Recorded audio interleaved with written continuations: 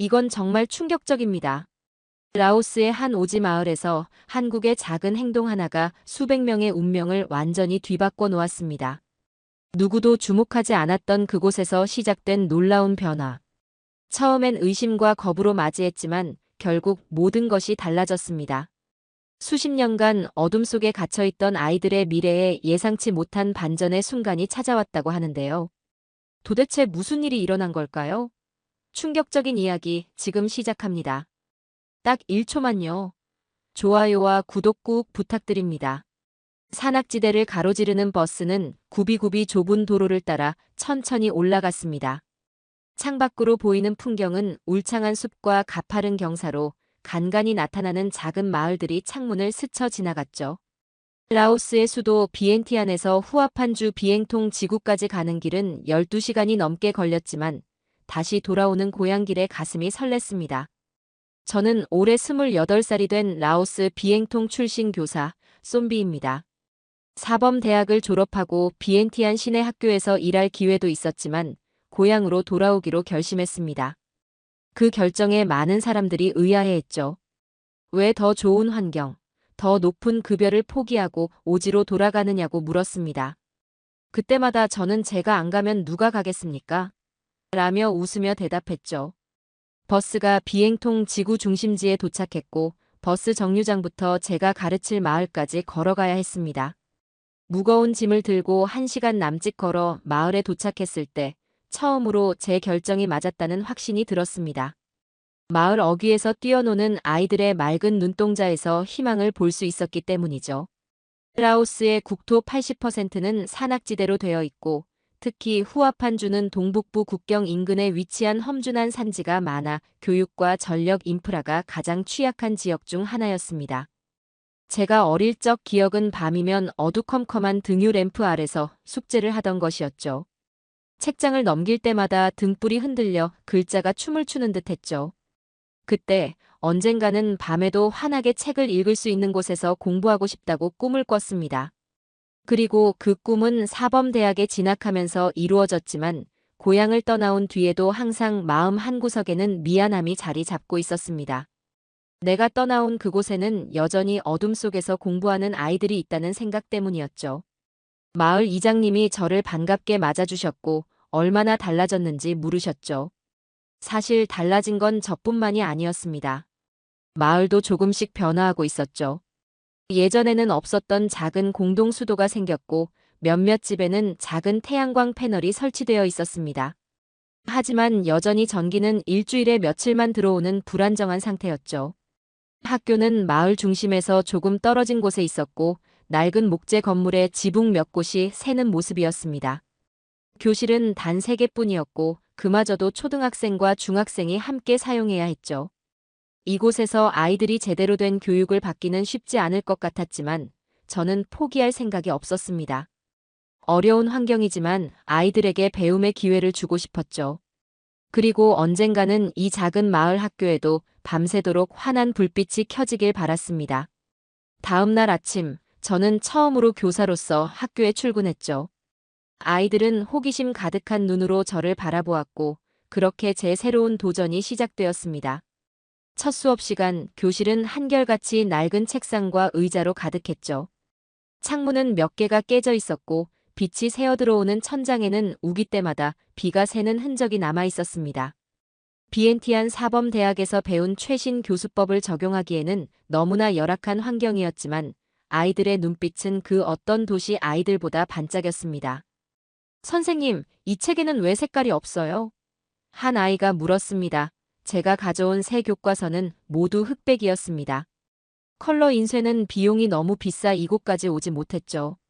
학교 시설은 생각보다 더 열악했습니다. 전기는 일주일에 2, 3일 정도만 간헐적으로 들어왔고 그마저도 오후 시간에만 잠깐 공급되었죠. 밤에는 학교 전체가 어둠에 잠기기 때문에 기숙사나 방과 후 수업은 꿈도 꿀 수 없었죠. 등유 램프마저 부족해 아이들은 해가 지면 집으로 돌아가야만 했습니다. 몽족, 흐몽족과 같은 소수민족 출신 아이들이 많았는데 라오어가 서툴러 수업을 따라가기 힘들어했죠. 더 심각한 문제는 학용품과 교복도 없는 아이들이 많다는 점이었습니다. 특히 여자아이들은 사춘기에 접어들면서 학교를 그만두는 경우가 많았고 중학교 진학률은 초등학교의 절반도 되지 않았죠. 메이, 왜 수업에 집중하지 않니? 저는 항상 창밖만 바라보는 12살 여학생에게 물었고 메이는 눈을 내리깔며 대답했습니다. 선생님, 저는 곧 학교에 못 올 것 같아요. 어머니가 중학교는 다닐 필요 없다고 하셨어요. 그 말에 가슴이 아팠습니다. 메이는 반에서 가장 똑똑한 아이 중 하나였죠. 마을 이장님을 찾아갔습니다. 이장님, 학교 시설을 개선할 방법이 없을까요? 특히 전기가 필요합니다. 저는 간절히 물었고 이장님은 담담히 대답하셨죠. 쏨비 선생, 이 정도면 그나마 나아진 겁니다. 옛날엔 등유도 귀했어요. 지금은 그래도 일주일에 며칠은 전기가 들어오니까요. 라오스의 통계를 보면 초등학교 진학률은 97.7%인데 후기 중등 진학률은 36.2%에 불과했습니다. 이곳 비행통에서는 그 수치가 더 낮았고 특히 여학생들의 중퇴율이 높았죠. 교육의 기회는 있지만 그 기회를 끝까지 이어갈 수 있는 환경이 절실했습니다. 한 달이 지나자 우기가 시작되었고 학교 지붕은 여기저기 새어 비가 오는 날이면 교실 바닥에 양동이를 여러 개 놓아야 했죠. 그런 날은 등교하는 학생도 절반 이하였습니다. 산길이 진흙탕이 되어 아이들이 학교에 오기 힘들었기 때문이죠. 저는 도시에서 배워온 교수법을 적용하고 싶었지만 현실은 너무 달랐습니다. 프로젝터는커녕 칠판조차 제대로 된 것이 없었고 비가 새는 교실에서 젖은 책을 들고 수업하는 날이 많았습니다. 그럼에도 저는 포기하지 않았고 될 수 있는 한 최선을 다했습니다. 선생님, 왜 BNT 안으로 돌아가지 않아요? 거기가 더 좋잖아요. 메이가 어느 날 물었습니다. 저는 미소를 지으며 대답했습니다. 내가 돌아가면 너희에게 누가 라오어를 가르쳐 줄까? 내가 있어야 너희의 꿈이 더 멀리 갈 수 있잖니. 메이의 눈이 반짝였죠. 그 눈빛이 제가 이곳을 떠나지 않는 이유였습니다. 그날 밤 등유 램프 아래서 다음날 수업 계획을 세우며 생각했죠. 어떻게 하면 이 아이들에게 더 나은 교육 환경을 만들어줄 수 있을까? 어떻게 하면 메이와 같은 아이들이 중학교, 고등학교까지 계속 공부할 수 있을까? 답을 찾기는 쉽지 않았지만 포기할 생각은 없었죠. 어느 날 수업 중에 세계 여러 나라의 발전 과정에 대해 이야기를 나눴고 아이들은 각자 꿈꾸는 나라에 대해 말했습니다. 대부분은 태국이나 중국처럼 라오스와 가까운 국가를 이야기했죠. 그때 메이가 조용히 손을 들었습니다. 선생님, 한국에 대해 알려주실 수 있나요? 어떤 나라인지 궁금해요. 한국은 제가 사범대학에서 공부할 때 가장 인상 깊게 배웠던 교육 발전 사례였고 한국의 빠른 경제 성장과 교육 시스템의 발전은 많은 개발도상국에게 롤모델이 되고 있었죠. 한국은 지금 세계에서 가장 발전한 나라 중 하나예요. 하지만 불과 50년 전만 해도 우리보다 더 어려운 상황이었다고 해요. 말을 시작하자 교실이 조용해졌고 아이들의 눈이 호기심으로 반짝였습니다. 1970년대 한국의 농촌 지역은 지금 우리 마을과 아주 비슷했습니다.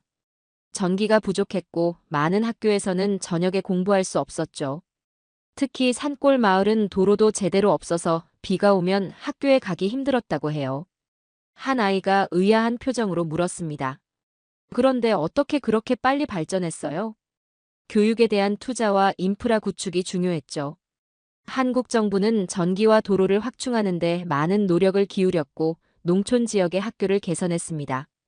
무엇보다 사람들이 교육의 중요성을 깨닫고 아이들을 학교에 보내기 위해 노력했죠. 우리도 그렇게 될 수 있을까요? 메이가 다시 물었습니다. 물론이죠. 지금도 한국에서는 라오스와 같은 국가를 돕기 위해 많은 활동을 하고 있어요. 실제로 한국의 여러 단체들이 라오스의 산간 지역에 학교를 짓고 전기를 공급하는 프로젝트를 진행하고 있다고 합니다. 아이들의 얼굴에 희망이 번졌고 가장 뒷자리에 앉아있던 소년이 손을 들었죠. 우리 마을에도 그런 도움이 올까요? 그럴 가능성도 있죠. 최근에 이장님께서 한국의 어떤 단체가 후합한 여러 마을을 돌며 학교 시설을 개선하고 있다는 이야기를 하셨으니까요. 그 말에 교실이 술렁였고 아이들은 서로 속삭이며 웃었죠. 그들의 눈빛에서 처음으로 희망을 볼 수 있었습니다. 메이는 자리에서 일어나 진지한 표정으로 말했습니다. 선생님, 저는 공부를 계속하고 싶어요. 중학교도 가고 선생님처럼 대학교도 가고 싶은데 그럴 수 있을까요? 그 질문에 제 마음이 뭉클해졌죠. 메이의 눈빛은 제가 어릴 때와 똑같았습니다. 가능성을 믿고 그것을 위해 노력하는 아이의 순수한 열정이었죠. 물론이지, 너는 할 수 있어. 우리 모두 함께 노력하면 반드시 가능할 거야. 수업이 끝난 후 마을 광장에서 이장님을 만났습니다. 이장님의 표정이 평소보다 밝아 보였습니다. 쏨비 선생, 좋은 소식이 있습니다. 한국의 초록우산 어린이재단이라는 곳에서 우리 마을을 방문할 계획이 있다고 합니다.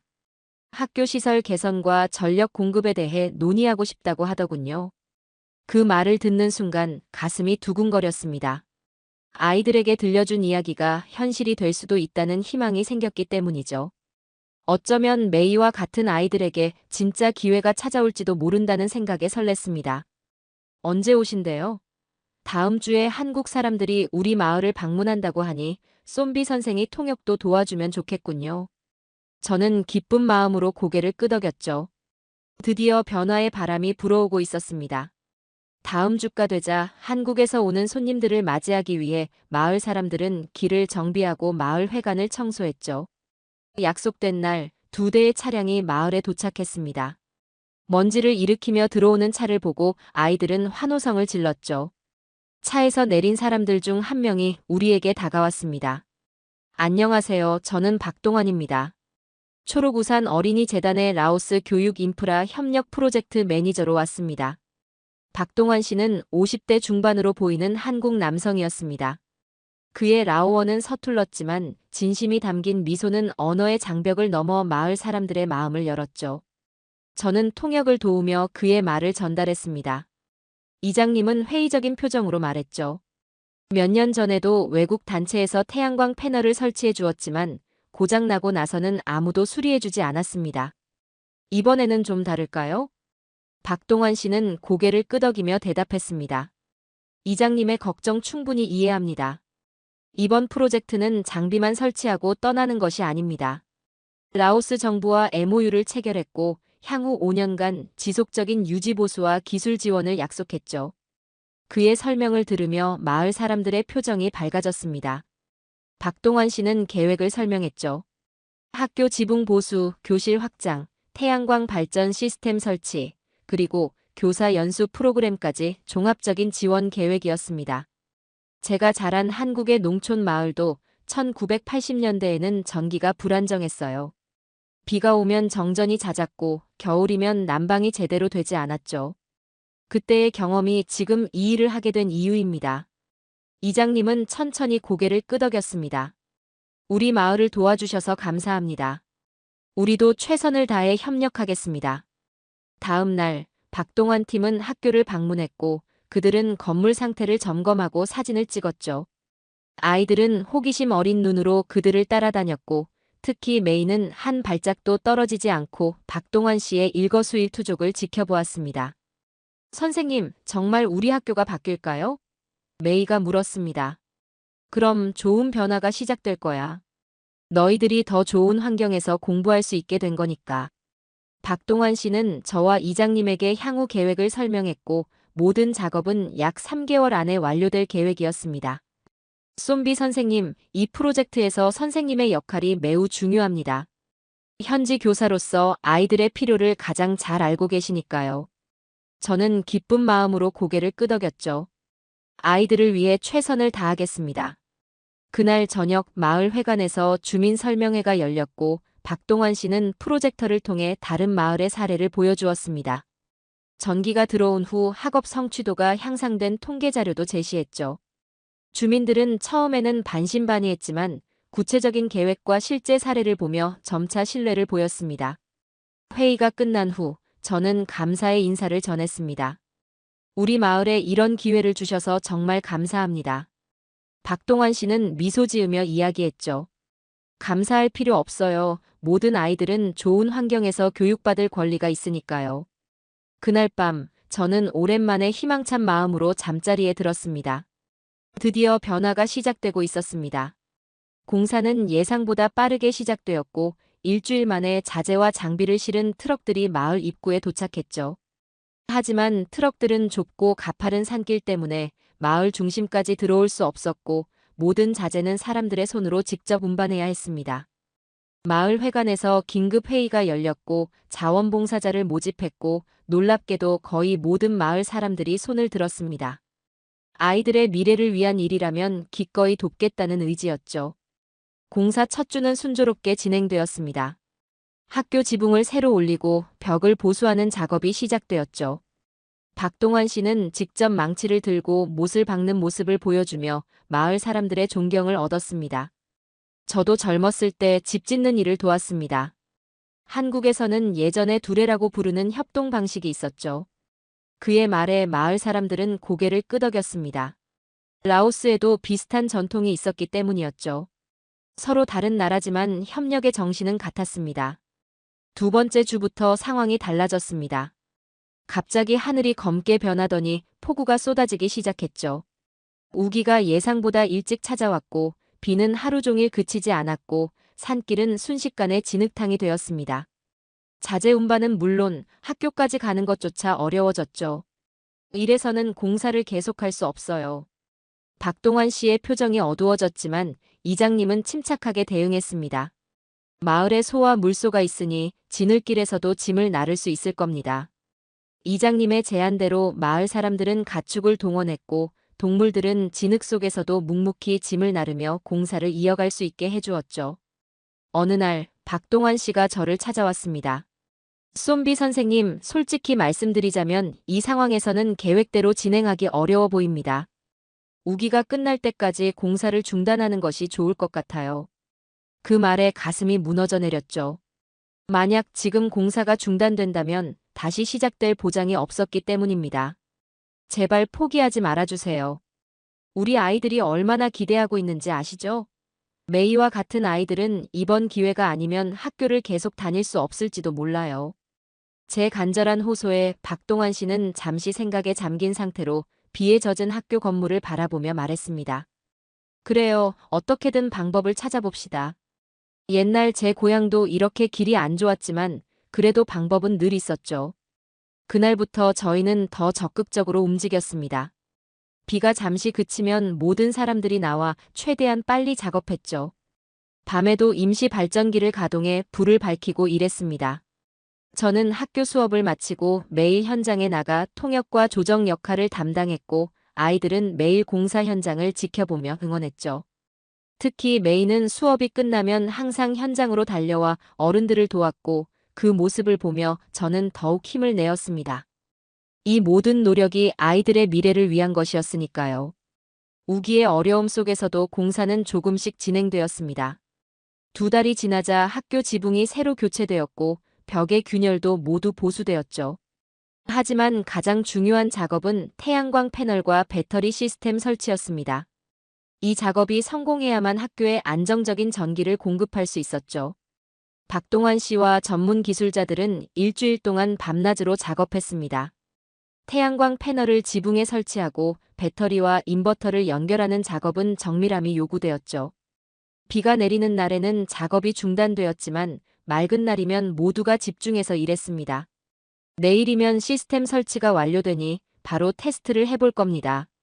박동환 씨가 저녁 식사 자리에서 말했죠. 그 말에 저도 모르게 가슴이 뛰었습니다. 드디어 제가 꿈꿔왔던 순간이 다가오고 있었습니다.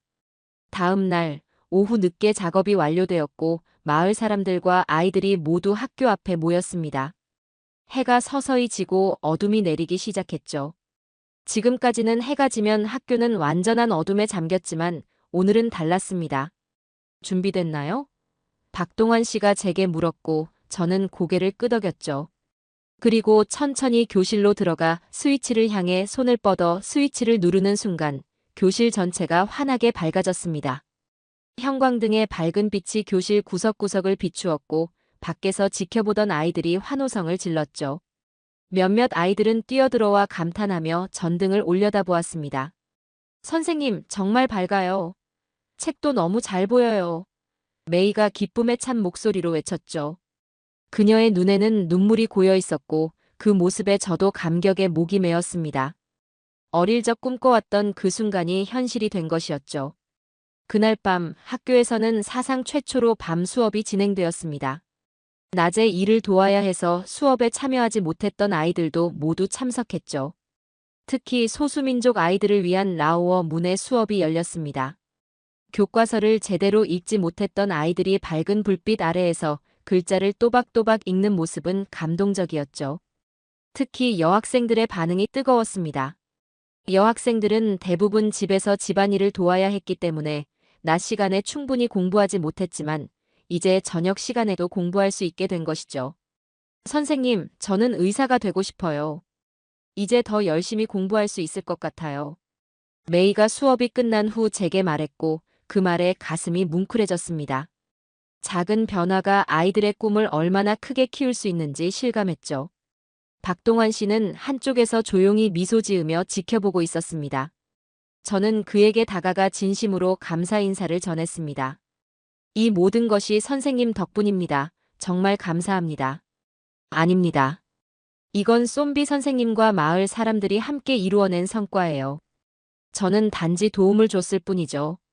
그날 밤 학교는 마을에서 가장 밝은 곳이 되었고 창문을 통해 새어나오는 불빛이 마을 전체에 희망을 비추는 것 같았습니다. 아이들은 아쉬워하며 집으로 돌아갔고 다음 날 밤에 또 오겠다고 약속했죠. 교실을 정리하면서 창밖을 내다보았습니다. 아이들이 환한 표정으로 집으로 돌아가는 모습이 보였습니다. 그들의 손에는 책이 들려 있었고 얼굴에는 미소가 가득했죠. 그 순간 제가 고향으로 돌아온 이유를 다시 한번 확인할 수 있었습니다. 앞으로 할 일이 더 많았지만 오늘의 성과는 큰 희망을 주었죠. 작은 불빛 하나가 아이들의 미래를 밝힐 수 있다는 것을 확인한 순간이었습니다. 전기가 들어온 후 학교는 더욱 활기를 띠었죠. 아이들은 매일 밤 수업에 참여하기 위해 서둘러 집안일을 마치고 학교로 달려왔습니다. 하지만 박동환 씨의 계획은 단순히 전기를 공급하는 것에 그치지 않았고 더 큰 그림을 그리고 있었죠. 쏨비 선생님, 지속 가능한 교육 환경을 만들려면 시설만으로는 부족합니다. 교사 역량 강화와 교육 콘텐츠 개발도 필요하죠. 박동환 씨의 말에 깊이 공감했습니다. 저 역시 학생들을 더 효과적으로 가르칠 방법을 고민하고 있었기 때문입니다. 특히 소수민족 아이들의 라오어 문해력 향상이 시급했죠. 일주일 후 비엔티안에서 교육 전문가들이 마을을 방문했습니다. 그들은 주말마다 교사 연수 프로그램을 진행했고 저와 인근 마을의 교사들이 참여했죠. 기초교수법부터 라오어 문해교육, 다문화 교육까지 다양한 내용을 배웠습니다. 여러분이 배운 지식은 단순히 여러분만의 것이 아닙니다. 이 지식이 아이들에게 전달되고 아이들은 그 지식으로 더 넓은 세상을 볼 수 있게 될 겁니다. 강사의 말이 가슴에 와닿아 저는 배운 내용을 즉시 적용해 보았습니다. 특히 소수민족 아이들의 언어 습관을 고려한 맞춤형 교육 방식이 효과적이었죠. 메이와 같은 아이들의 라오어 실력이 눈에 띄게 향상되었습니다. 동시에 학교 한편에는 도서관 건립 공사가 진행되었습니다. 작은 규모지만 아이들에게는 큰 의미가 있는 공간이었죠. 이전에는 몇 권의 교과서가 전부였지만 이제 다양한 책을 접할 수 있게 되었습니다. 이 도서관은 단순한 건물이 아니라 아이들의 꿈이 자라는 공간입니다. 박동환 씨가 도서관 기초 공사를 시작하며 말했습니다. 그의 말처럼 도서관은 아이들에게 새로운 세상을 보여주는 창문이 되었죠. 한 달 후 도서관이 완공되었고 서가에는 라오스어로 된 다양한 책들이 채워졌습니다. 동화책부터 과학책, 역사책까지 아이들의 호기심을 자극하는 책들이었죠. 특히 한국에서 기증받은 그림책은 아이들에게 큰 인기를 끌었습니다. 도서관 개관 첫날, 아이들은 책을 고르는데 한참을 망설였죠. 처음으로 선택의 자유를 경험한 것입니다. 메이는 과학책을 골라 한참을 읽었고 그녀의 눈빛은 호기심과 열정으로 가득했죠. 선생님, 이 책에는 여자 의사 이야기도 있는데 저도 정말 의사가 될 수 있을까요? 물론이지. 꿈을 포기하지 않는다면 반드시 가능할 거야.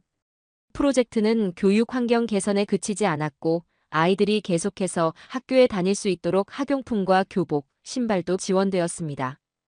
특히 경제적 어려움 때문에 중퇴를 고민하던 여학생들에게 장학금이 제공되었죠.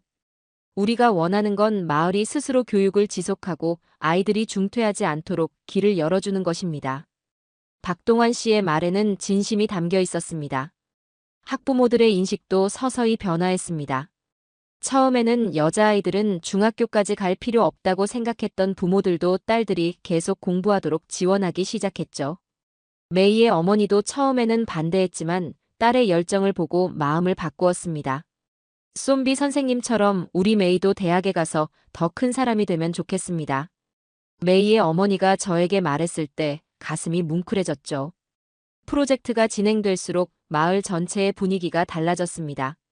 아이들의 웃음소리가 더 커졌고 학교는 단순한 교육 공간이 아닌 마을의 중심이 되었죠. 무엇보다 소중한 변화는 아이들의 눈빛이었으며 그들의 눈에는 이제 미래에 대한 확신과 자신감이 빛나고 있었습니다. 프로젝트가 시작된 지 6개월이 지났습니다. 그동안 학교는 완전히 새로운 모습으로 변모했죠. 낡은 지붕과 벽은 견고하게 보수되었고 교실은 밝은 색으로 단장되었습니다. 도서관에는 매일 아이들의 웃음소리가 가득했고 저녁 시간에는 전등 불빛 아래 공부하는 아이들의 모습이 일상이 되었죠. 마침내 모든 공사가 완료되고 준공식을 열게 되었고 인근 마을 주민들과 지방정부 관계자들이 모두 모였습니다. 이날을 위해 아이들은 특별한 공연도 준비했습니다. 전통 노래와 춤을 배워 손님들에게 선보이기로 한 것이죠. 오늘은 매우 특별한 날입니다. 단순히 건물이 완성된 것을 축하하는 날이 아니라 우리 아이들의 새로운 미래가 시작되는 날입니다. 이장님의 인사말로 준공식이 시작되었습니다. 박동환 씨도 짧게 소감을 전했죠. 이 프로젝트는 여러분 모두의 협력으로 가능했습니다. 특히 쏨비 선생님과 마을 주민들의 헌신이 없었다면 불가능했을 것입니다. 앞으로도 이 학교가 아이들의 꿈을 키우는 공간이 되길 바랍니다. 메이를 포함한 아이들의 공연이 이어졌고 그들의 자신감 넘치는 모습을 보며 저는 뿌듯함을 느꼈죠. 특히 과거에는 소극적이었던 여학생들이 이제는 당당하게 자신의 생각을 표현했습니다. 행사가 끝나고 해가 저물자 학교와 도서관의 창문마다 불빛이 켜졌습니다. 이전에 칠흑 같은 어둠 속에 잠겨있던 마을이 이제는 은은한 불빛으로 밝게 빛났죠. 그 풍경을 바라보며 저도 모르게 눈시울이 붉어졌습니다. 선생님, 왜 울어요? 메이가 제 곁에 다가와 물었습니다. 아니, 울고 있는 게 아니야. 그냥 너무 행복해서 그래. 메이는 미소 지으며 말했습니다. 저도 행복해요. 이제 밤에도 책을 읽을 수 있고 숙제도 할 수 있어요. 그리고 중학교도 계속 다닐 수 있게 되었어요. 메이의 말에 더욱 가슴이 뭉클해졌습니다. 그녀는 이제 중학교를 졸업하고 고등학교까지 진학할 계획을 세우고 있었죠. 이전에는 상상조차 할 수 없었던 일이었습니다. 축하 행사가 끝난 후 박동환 씨가 저를 불렀습니다. 쏨비 선생님, 한 가지 제안이 있습니다. BNT 안에서 진행되는 교사 연수 프로그램에 참여하지 않겠습니까? 3개월 과정인데 더 많은 교육 방법을 배울 수 있을 겁니다. 그 제안에 기쁘게 고개를 끄덕였습니다. 감사해요. 꼭 참여하고 싶습니다. 배운 것을 이곳 아이들에게 돌려주고 싶어요. 그리고 언제까지나 외부 지원만 받을 수는 없으니 앞으로는 마을이 자립할 수 있도록 계속 소통하며 도울 예정이에요. 교사와 주민들이 스스로 교육 환경을 유지하고 발전시킬 수 있도록 말입니다. 박동환 씨의 말에 깊이 공감했죠. 진정한 변화는 외부의 지원만으로는 이루어질 수 없고 주민들 스스로가 변화의 주체가 되어야 지속 가능한 발전이 이루어질 수 있습니다. 그날 밤 마을 전체가 잔치 분위기였습니다. 사람들은 모여 앉아 이야기를 나누고 아이들은 학교 운동장에서 뛰어놀았고 도서관에서는 몇몇 학생들이 아직도 책을 읽고 있었죠. 창밖을 바라보니 별이 유난히 밝게 빛나고 있었습니다. 그 별빛 아래 마을의 불빛도 함께 빛나고 있었죠. 그 광경을 보며 생각했습니다. 이 불빛은 단순한 전등불이 아니라 아이들의 미래를 밝히는 희망의 빛입니다. 이제 시작이다 마음속으로 다짐했습니다. 앞으로 더 많은 마을 아이들이 고등학교까지, 나아가 대학까지 진학하도록 돕고 싶었죠. 그리고 언젠가는 메이 같은 아이들이 다시 돌아와 또 다른 아이들을 가르치는 것이 제가 꿈꾸는 진정한 선순환이었습니다. 자, 오늘의 이야기는 여기까지입니다. 오늘 우리는 라오스 산간 오지에서 작은 불빛 하나가 어떻게 아이들의 미래를 완전히 바꿔놓았는지 그 감동적인 여정을 함께했습니다. 한국의 경험과 기술이 라오스의 열정과 만나 어둠 속에 갇혀있던 교육의 희망을 되살리고 아이들에게 새로운 꿈을 심어준 놀라운 협력의 순간들이었습니다. 진정한 국제 협력의 힘은 거창한 선언이 아닌 메이와 같은 한 명 한 명의 삶을 구체적으로 변화시키는 작은 실천에서 비롯된다는 것을 다시 한번 마음 깊이 새기게 됩니다. 앞으로도 세계 곳곳에서 펼쳐질 한국과 미래를 함께 여는 나라들이 만들어갈 아름다운 동행을 기대해 주세요. 오늘도 끝까지 함께 해주셔서 감사합니다. 재미있게 보셨다면 구독과 좋아요로 응원해 주세요. 다음에도 따뜻한 이야기로 찾아뵙겠습니다. 감사합니다.